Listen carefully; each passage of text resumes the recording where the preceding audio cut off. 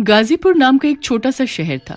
उसी शहर की झोपड़पट्टी में एक गरिमा नाम की विधवा औरत रहती थी। उसकी 2 बेटियां थीं, संजना और खुशबू। दोनों बहनें जुड़वा थीं, रंग रूप में बिल्कुल एक जैसी। एक दिन संजना और खुशबू दौड़ती हुई अपनी माँ के पास जाती हैं। माँ, मुझे स्कूल नहीं जाना, स्कूल बहुत गंदा है। मुझे भी नहीं जाना। क्या हुआ आज मेरी रानी बेटियों को, और क्यों नहीं जाना स्कूल? अब रोना बंद करो और मुझे बताओ क्या हुआ। स्कूल में सभी बच्चे चिढ़ाते हैं हमें काली कलूटी बोलकर, और वो हमें काली चुड़ैल बोलकर भी चिढ़ाते हैं। माँ, हम दोनों इतनी काली क्यों हैं? आपका रंग तो काला नहीं है, आप तो कितनी गोरी हो, फिर हम दोनों ही ऐसी क्यों हैं? जो बच्चे तुम्हें ऐसा बोलते हैं उनका दिल ही काला है, इसलिए वो तुम्हें ऐसा बोलते हैं। इंसान सूरत से नहीं बल्कि सीरत से अच्छा होना चाहिए, और तुम दोनों का दिल बहुत ही साफ है, क्योंकि अभी 2 मिनट में ही तुम दोनों अपने दोस्तों की कही बातों को भूल जाओगी, और स्कूल कभी गंदा नहीं होता। माँ, आप कितनी अच्छी हैं, आपने हमें कितने अच्छे से समझाया। अब हम कभी भी किसी की बात का बुरा नहीं मानेंगे। अगले दिन दोनों बहनें हंसी खुशी स्कूल जाती हैं। स्कूल में घुसते ही सभी बच्चे उन दोनों को फिर से चिढ़ाने लगते हैं। देखो तो जरा, इन दोनों को देखकर ऐसा लगता है जैसे ये दोनों लड़कियां किसी चिड़ियाघर से आई हो। काला बंदर। इन दोनों को देखकर ऐसा लगता है जैसे कई महीनों से नहाई नहीं, कपड़े सारे फटे हुए, गंदे बदबू वाले। छी। तभी स्कूल में घंटी बजती है और सभी बच्चे दौड़ लगाकर अपनी क्लास में पहुंच जाते हैं। संजना, इनकी बातों पर बिल्कुल भी ध्यान मत देना, ये तो इनका रोज का काम है। हम यहाँ सिर्फ पढ़ने आते हैं, इन सबसे बहस या झगड़ा करने नहीं। दोनों बहनें एक दूसरे का हाथ पकड़े अपनी क्लास तक पहुंच जाती हैं, पर कोई भी बच्चा उन्हें अपने पास नहीं बैठने देता और काली कलूटी बोलकर उन्हें धक्का दे देकर सबसे पीछे कर देते हैं। वो दोनों चुपचाप बिना कुछ बोले वहीं बैठ जाती हैं। तभी क्लास में टीचर आ जाती है। बिना देरी किए जल्दी जल्दी सभी बच्चे एक एक करके अपना काम मुझे दिखाएंगे, जो मैंने कल घर से करने के लिए दिया था। सभी बच्चे अपना अपना काम दिखा देते हैं। सभी का काम देखने के बाद संजना और खुशबू की बारी आती है। क्लास के सभी बच्चों ने काम गलत किया है, पर इन दोनों लड़कियों के काम में एक भी गलती नहीं, और लिखा भी बहुत सफाई से है। पर इनकी हालत देखो कितनी बदसूरत है। अगर मैंने इनकी जरा सी तारीफ कर दी तो ये लड़कियां मेरे सिर पर चढ़ जाएंगी और अपने आप को बड़ा होशियार समझेंगी। नहीं, मैं ऐसा नहीं होने दूंगी। टीचर जी, हमने काम अच्छा किया है ना? ये काम कराने में हमारी माँ ने हमारी मदद की है। एक तो सारा काम गलत किया है, ऊपर से तुम दोनों अपनी टीचर से बहस कर रही हो। तुम दोनों को तो सजा मिलनी ही चाहिए। चलो मेरे साथ। दोनों बहनों की डांट पड़ने पर सभी बच्चे बहुत खुश होते हैं। उनकी टीचर उन्हें पकड़ती हुई स्कूल के स्टोर रूम तक ले जाती है और उन्हें वहां बंद कर देती है। तभी स्कूल की छुट्टी हो जाती है और सभी अपने अपने घर चले जाते हैं। खोलो खोलो, दरवाजा खोलो, कोई तो दरवाजा खोलो। खुशबू, अब हम कैसे बाहर निकलेंगे? तुम फिक्र मत करो, माँ हमें यहाँ से जरूर निकाल लेंगी, वो बस आती ही होंगी। दोनों बेटियों के घर ना पहुँचने पर गरिमा बहुत परेशान हो जाती है। हर जगह उन्हें ढूंढती है पर वो नहीं मिलती। गरिमा का रो रो कर बुरा हाल था। वहाँ अगले दिन से स्कूल की छुट्टियां पड़ जाती हैं।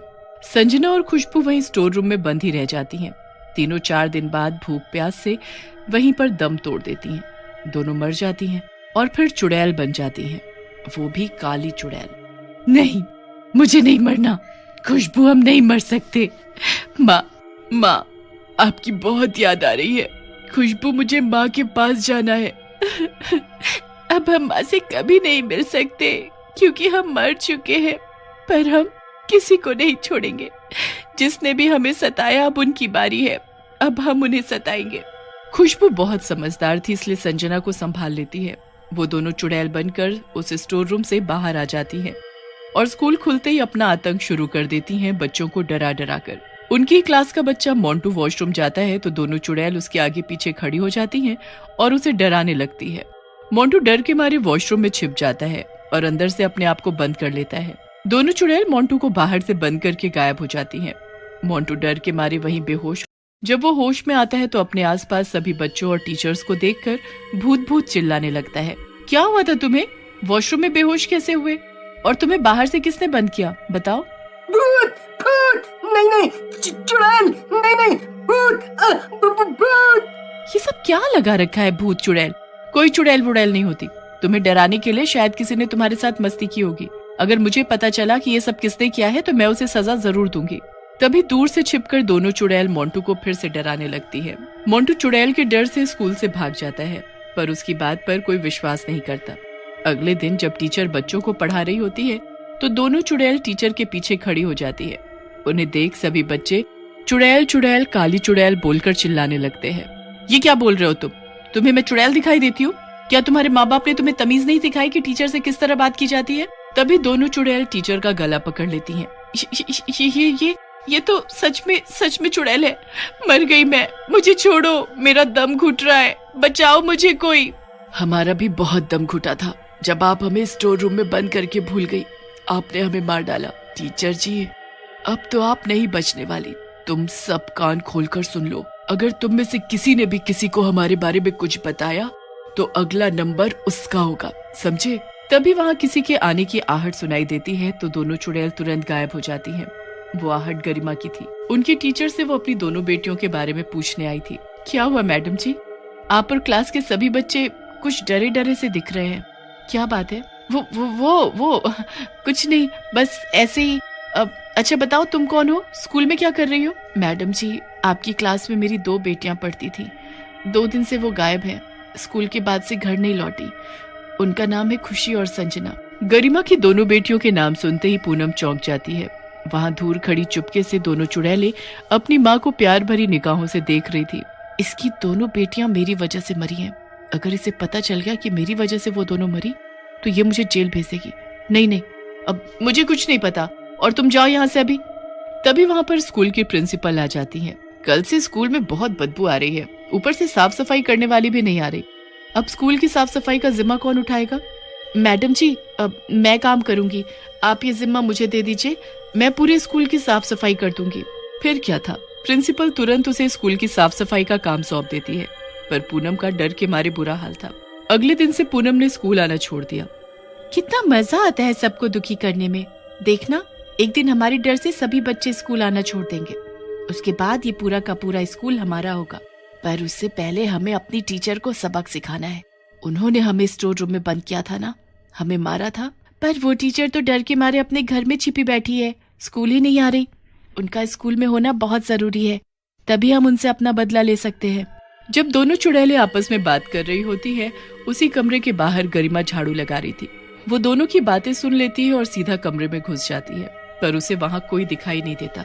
कोई तो था यहाँ, मैंने खुद सुना, जैसे कोई 2 लड़कियां आपस में बातें कर रही हो। मेरे यहाँ आते ही वो गायब हो गई। कुछ तो गड़बड़ है। गरिमा सफाई के साथ साथ सभी बच्चों पर नजर रखने लगी। एक दिन उसने उन 2 काली चुड़ैलों को बच्चों की किताबें फाड़ते हुए देख लिया। ए सुनो, तुम कौन हो? तुम कौन हो? माँ को देख दोनों बहनें भागते हुए स्टोर रूम में जाकर छिप जाती है। गरिमा पीछा करते हुए वहीं स्टोर रूम में पहुंचती है तो हैरान रह जाती है। जो बदबू आ रही थी वो वहीं से आ रही थी। लाइट जलाते ही उसकी आंखें फटी की फटी रह जाती हैं। वहां उसे 2 लाश मिलती है गली सड़ी, पहचानना भी मुश्किल। पर जैसे ही उसकी नजर उन लाशों के गले में पड़े काले धागे पर जाती है तो हैरान रह जाती है। ऐसे काले धागे? ये तो मैंने अपने दोनों बच्चों के गले में पहनाए थे ताकि उन्हें किसी की नजर न लगे। इसका मतलब ये मेरी खुशबू और संजना है। माँ को रोता देख दोनों चुड़ैलें उसके सामने आ जाती हैं और अपनी माँ को वो सब बता देती हैं जो उनके साथ हुआ।